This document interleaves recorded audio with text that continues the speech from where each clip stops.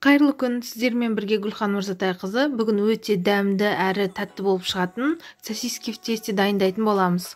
Бір ыдысқа 1 стакан жылы сүт, оның үстіне 3 қасық қант саламыз, араластырып үстіне аштықы саламыз. Және де оны 10-15 минутқа бетін жауып қоямыз. Аштықымыз көтерілгеннен кейін оның үстіне сұйық майымызды құямыз. Араластырып кішкене тұз саламыз.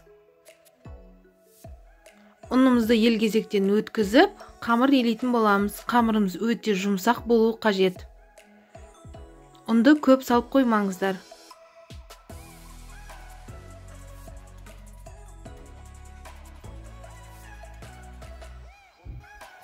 Қамырымызды 2-3 минут елейміз. Содан соң жылы жерге бетін жауып 1 сағатқа қойып қоямыз. Мінеки қамырымыз көтерілді. Енді дайын болған қамырымызды дөңгелек етіп жаямыз. Орташа қалыңдықта бірнеше бөлікке кесіп аламыз, ұзын-ұзын етіп.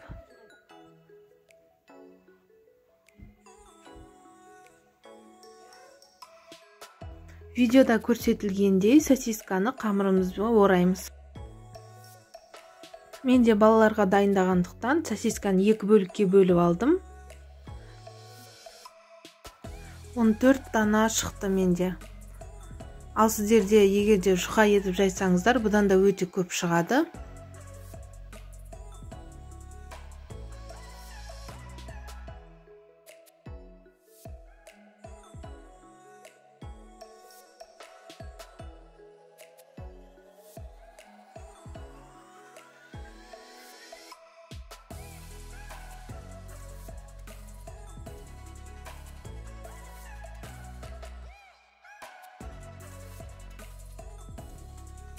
Барлығын орап шықтық. Ал енді пешімізге салатын боламыз. Ең алдымен пергамент қағазға бәрін тізіп шығамыз.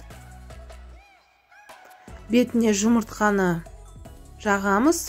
Күнжіт сепсеңіздер де болады. Әркімнің пеші әртүрлі. Менің пешімде 20-25 минутта дайын болып шығады. Астарыңыз дәмді болсын. Менің каналыма тіркелуді ұмытпаңыздар.